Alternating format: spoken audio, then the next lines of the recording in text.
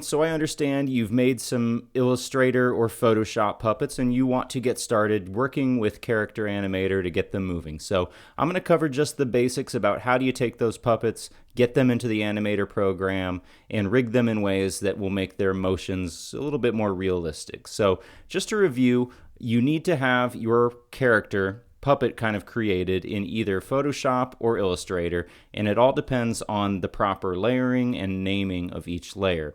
The one big recommendation I have is if you can go find the OK Samurai website where they have their puppet templates, download their blank template, draw directly onto that one. That's going to save you a lot of time. Don't change any of the names, don't change any of the orders, and it will go pretty smoothly. So I just want to review what my puppet here looks like. So if we actually go into the layers panel, you can see the whole thing is contained in a master group called +character. Now the plus signs do different things. I'll get to this in a little bit more detail later on. Essentially, a plus sign means that that layer is independent, can move on its own, but is still attached to whatever's above it. This will make sense when I get into some other things later on. If I spin that down, you can see my character is divided into two sublayers. I've got the head and I've got the body. If I spin down the head, you can see that is further subdivided into a few other different views. So for you, you probably just have one head layer. For me, I broke it down into not just a frontal view, but also different profile views. The neat thing about Character Animator is you can activate a behavior layer on your puppet that will allow you to turn its head. It's a lot more work to do. I went through the trouble of doing that. But for now, let's just say that you have one head layer that has all of the features in that one layer. What you should have in your head layer are the eyebrows. These have plus signs next to them, meaning that they move independently of the head.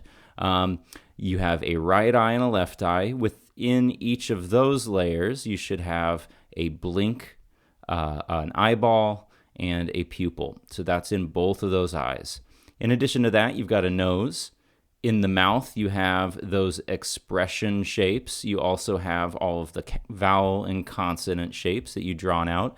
Again, I recommend, if you're just starting with this, using the OK Samurai like kind of template, mouth templates. You can just drag and drop them into the layers that you want in Photoshop or Illustrator, and it makes it a little bit easier to get moving pretty quickly. For me, I redesigned those just to sort of fit the visual style of my puppet. So that's the mouth layer. And then also in the head layer, you've got a face background, which is basically what all that stuff sits on top of. And of course, this is at the very bottom of that layer. In the body, I have something a little bit different, something a little more simple. It's just three basic things. I've got a right arm, I have a main body, and I have a left arm. And you might notice I've got the left arm situated below the main body. That's because this arm here is sitting behind it. And so I find that that just helps the puppet look a little bit more natural. I'm kind of standing at a 3/4 pose here. A little bit more natural and less clunky looking than just sort of facing straight forward. So that's my puppet. That's pretty much all you need to know. But we can go ahead and get started with this in Character Animator. So let's switch right over.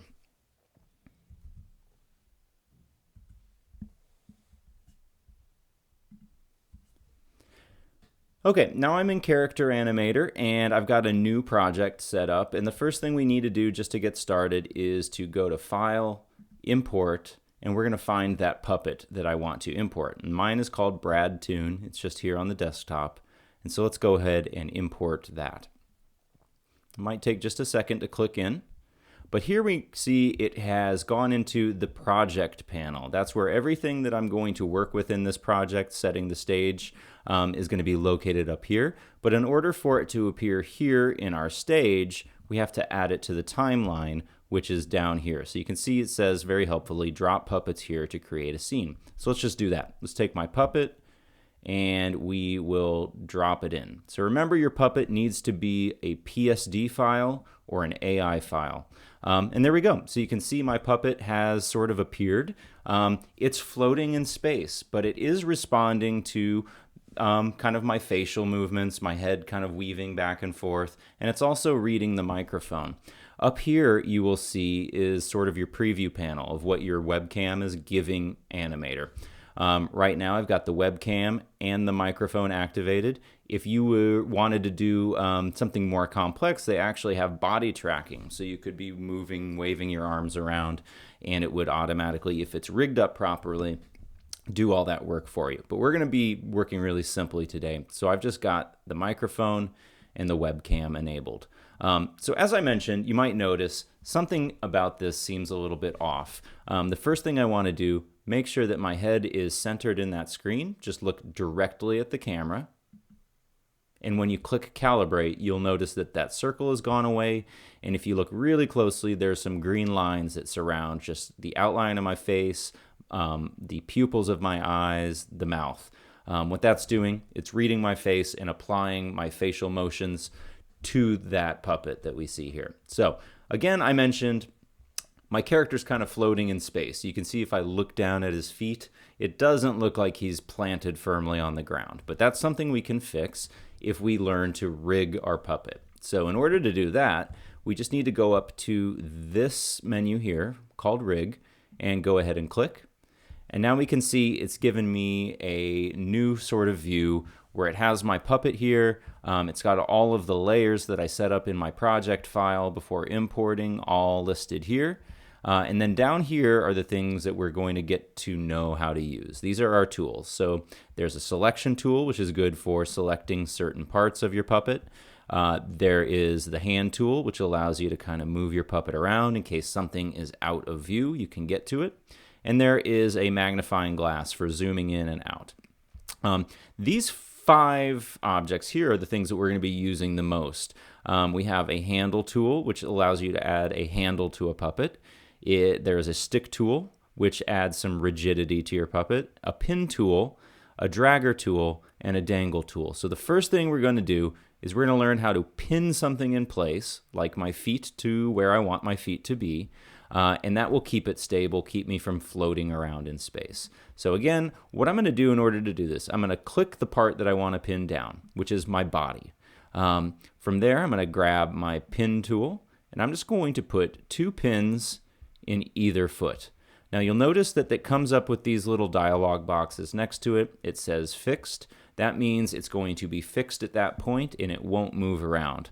We'll get into how you can change those in a little bit later, but right now anything you want to stay put, I would say for all of your characters, you probably want to pin things down at the feet first. And we can see how that helps if we go back up here to the record menu. Now it's updated, and if I move back and forth, you can see my character kind of moves at the legs, at the waist, but it's not floating around in space. That's much, much better. So with that understanding, we can add different types of pins throughout our character and play with it a little bit more to give it some more animation. Right now, he's just kind of awkwardly standing there, kind of weaving back and forth. It does a pretty good job. But let's say I wanted to move one of these arms so that I could be, gesturing. I talk with my hands a lot. And so let's go back to Rig, and let's find the object that we want to move, that we want to work with. And for me, that would be the right arm. So this is the character's right arm, not the one that's facing the right, but the character's right arm. So if I click this, you can see it's brought up a blue bounding box around the character's arm. That means that we've selected this object and we can now start to work with it. The first thing we want to know is how to set up our arm so that it is rotating from the correct point. And we're going to use what they call the origin. You might see it here as default set to the dead center of your object. This one says right arm, but we all know that your arm doesn't rotate from the center, like your elbow, right? It rotates from your shoulder where it attaches to your body. So if you can think about it in this way, you're going to kind of use that origin as a way to pin in your arm to the body so that when we start to rotate it, it's going to rotate from up here as opposed to around here, which would make it look a little bit like a propeller, like, a helicopter propeller around. So that's the first thing we've got to do. Second thing we want to do is put a pin right in the hand. This is where I'm going to click and drag to be able to move my character's arm. And so you can see it has defaulted to fixed, but we actually don't want a fixed pin for this. We want to unclick that, And if we click draggable, this pin will now become draggable, meaning when I go to record, we'll be able to move it around. So let's just see what that looks like now. All right, scene is prepared again. If I click my arm, you can see that it is draggable, but it's taking the rest of the body with me. That's not at all what I want. What I actually want is for it to move independently. So if you remember what I said about layers that we want to move independently, there's a quick fix for this too. So we didn't give it a plus sign in Illustrator, but we can change that by just clicking in this column, which has the crown, which indicates items that are independent. So we'll make the right arm independent. And now when I go back to record, we should have a lot better results. There we go. It does look like a limp spaghetti noodle, right? It's not so realistic and it's very, very stretchy. Doesn't look like the way an arm would normally move. So that's where we're going to use another tool. Let's head back to Rig. All right, so in Rig, we are back and we've still got our arm selected. This is where I'm going to use the stick tool. I mentioned a stick tool will add rigidity to things. And so what I will do is I'm going to draw a line, clicking and holding in the upper arm. That'll create basically a bone in that arm. And then from the lower arm, I'm going to click and drag another one to where that point ended. Now when I go back to record, in the record menu screen, I should be able to move it, and that looks a lot better, right? So just as simply as this, you'll be able to add a little bit of moving parts. Now that we're here, I think I've got my character rigged up the way that I want it. We can do some tweaks over here on the right that are going to help it seem a little bit more natural. So one thing you'll notice when I click and drag my arm, it just stays right there. Not super natural. Maybe if I let go of my mouse, I want it to return to its rest position. If you find the dragger menu here to the right and you spin it down, what you'll find is here after move, right now it says hold in place, but I can return it to rest. And here I can set how quickly it returns to rest. So let's just try this again. If I click my arm and I hold it up, that's really fast, right? That's like snapping back into place. If I just click up and drag and drop this to maybe 1 second, you can see that's a lot slower. And so it might just be about finding a good middle ground that makes sense for your character. If your character's kind of jittery and jumpy, it's going to snap back into place a little bit more, right? If your character is a little bit sluggish, it might move a little bit more fluidly. So that return to rest might be helpful there. Other things we might do, we can see that my character is situated fully in the picture here. What if I want just like only part of my character, even like to zoom in a little bit, to maybe make its feet off the bottom so we don't actually see them? We can do that here in the transform panel. By either playing with the scale. If I move the scale up, it becomes larger or smaller. And the position. X is the left to right axis. Y is the up and down axis. So if I go like this, there we go. So now I've got a little bit of a closer, tighter shot. That looks pretty nice to me. You can see I can still click and drag my arm as I'm moving around. Okay, this is looking pretty good so far. Other things you can do, obviously I didn't mention this, you can go in and play with the parameters for your eye gaze so that you can affect how it's blinking, how you're looking around left and right. It has different camera inputs you can affect the strength of, how much is your head tilting when you tilt it, all these things. So, once you get a little bit more comfortable with this, you can go into these parameters and play with them a little bit more clearly. So that's my puppet. I've got it. It's looking great. It's moving. Seems to be really appropriately kind of matching. And I can do some fun things just by kind of clicking and dragging with my arm too, just to be able to kind of, gesture a little bit. So now, like I mentioned, it's sitting in space. Maybe we want to put it into an environment. It's pretty easy from there too. All I have to do is go back into import.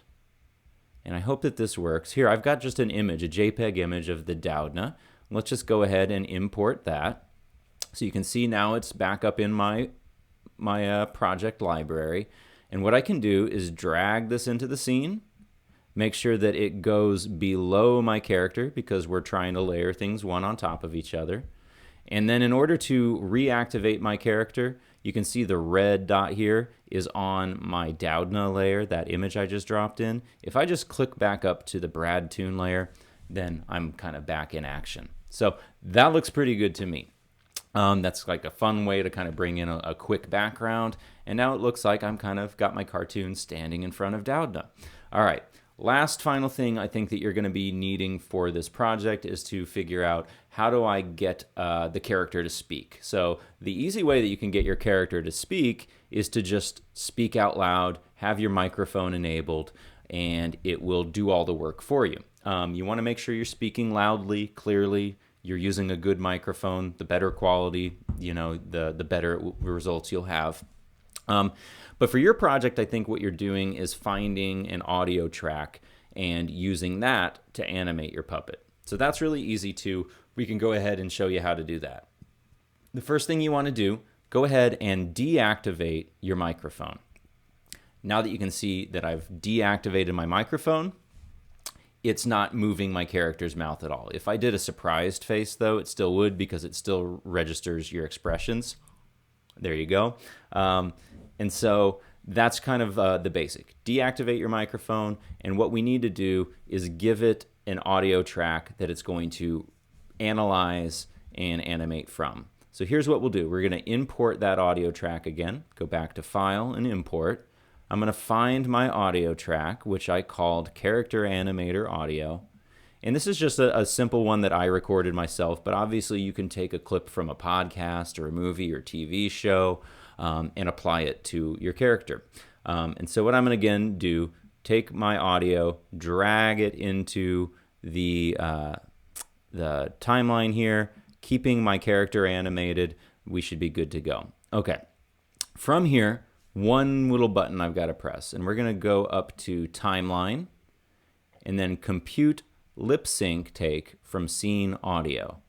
If we click this, you can see it's just crunching the numbers. And now when I play it back, you should see it speaking along. I'm going to keep my mouth shut so you know that this is the pre-recorded audio, but it should play it back, and it should have matched up the lip sync pretty well. Let's just take a look. This is a pre-recorded audio track for Character Animator demo. Testing 1, 2, 3. Thanks for watching. So there you go. Pretty simple. It did a pretty good job. I recorded it clearly, so it really synced up nicely. But you notice that it was standing still. And so because it was standing still, what we can do is a couple different things. I could actually just press record here, and it will play that back. And because my mic is muted, it won't pick up any extra sounds and try and map those onto the mouth movements that it's got. And so we can do it that way. Let's just do a take of this. This is a pre-recorded audio track for Character Animator demo. Testing 1, 2, 3. Thanks for watching. So that was a simple one, right? One thing that you probably noticed was that my arm went a little wild. So you can always change these things. This is a pre-recorded audio track for Character Animator demo. Testing 1, 2, 3. Thanks for watching. So if you don't like the take that you had, it's really simple. You can just select all of these. You can delete them away, and we can start again. So let's just do this again. I'm going to make my arm movements a little more restrained, and I think we should be happy. This is a pre-recorded audio track for Character Animator demo. Testing 1, 2, 3. Thanks for watching. So there you go. I've got my little scene recorded. Yours will be around, I think, around a minute or so. But now that we want to get this out of Character Animator. Let's render it out. From there, it's pretty simple. What we need to do is set the end length of our timeline to here. So I'll bring my cursor, and if I right-click, I'm going to set work area end to the playhead. And there we go. And from here, also, I'm going to see what this does. Enable work area. I think that's all we need. So we just want to set the work area right here to the end. That's going to tell it when we render, start here, stop here. So it's not picking up a bunch of stuff in this timeline that runs after my audio track and my movements. Okay, so from there, we just need to go to File. Let's go to Export, and let's just do a quick export. It says it'll be 16 megabytes, high quality file. I'm going to save it to the desktop, and we'll just call this Brad Final Animation video files. Save it as that. And it's going to save right now, it looks like, as an H.264, which is an MP4 file. So just click export. Because this is animating, sometimes it'll take a long time. If you've got a lot of motion happening, it will really take a fair amount of time. But here we can pull up my final video. You can see it spit it out onto the desktop in the folder viewer here. If I click it, we can watch. This is a pre-recorded audio track for Character Animator demo. Testing 1, 2, 3. Thanks for watching. All right, so there you go. That's how you take your puppet, you get it into Animator, you rig it up, and you can record a really short, simple animation. There's a lot of utility for this. These are just kind of the tip of the iceberg as far as the features that Character Animator has. But if you're really interested in this kind of stuff, you can look up online some people who are doing really neat, sophisticated work with Character Animator. So, good luck. Hopefully you get through this pretty easily, and reach out to me if you have any questions.